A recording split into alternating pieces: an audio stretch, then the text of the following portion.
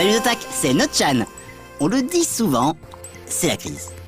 Du coup, il faut savoir être astucieux, faire des économies comme on peut, recycler, bricoler et du coup, être créatif. Prenez le maquettiste coréen Kyung Won Lee. Il lui restait quelques pièces venant de maquettes en plastique de Gundam, les fameux Gunpla, et comme ce n'est pas bien gâché, il a rassemblé ces divers éléments pour créer ce sublime tigre mecha. Ça, c'est du tigre de combat. De même, que faire de votre vieille 3DS? En plus, l'écran du haut, à la suite d'un malheureux accident, ne marche même plus. Le modeur Anthony Thomas a trouvé quant à lui une solution toute personnelle. Il suffit d'un peu de bidouille pour que la console démarre seulement avec l'écran du bas, puis il faut aussi un peu d'ajustement pour trouver où se situent les bonnes connexions, réparer quelques dommages physiques et récupérer les haut-parleurs. Une fois que la moitié de la DS a retrouvé son autonomie, il ne reste plus qu'à se lancer dans un peu de cosmétique pour élaborer une belle coque en plastique. Au bout du processus, vous vous retrouverez avec une grande GBA, une GBA macro. Bon, au niveau bricolage, soudure, électronique, je suis pas forcément au niveau. Mais en restant plus manuel, là ça peut me rester accessible.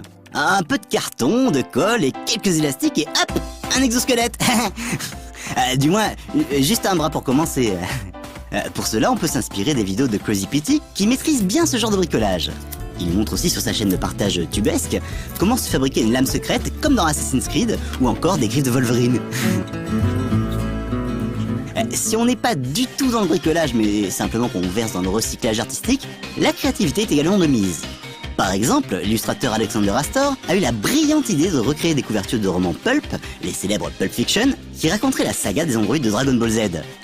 Et voilà, Cell, C17 et C18 dotés d'un look délicieusement rétro.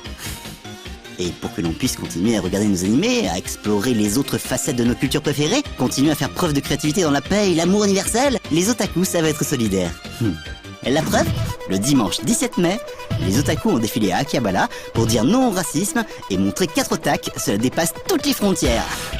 La photographe Kimura Natsuki, notamment, a pu livrer de nombreuses photos de l'événement. On peut rappeler qu'au Japon, les manifestations ne sont quand même pas monnaie courante, d'autant plus pour les otaku. Car un otaku dans la rue, on est en plein oxymore là, faut-il le rappeler?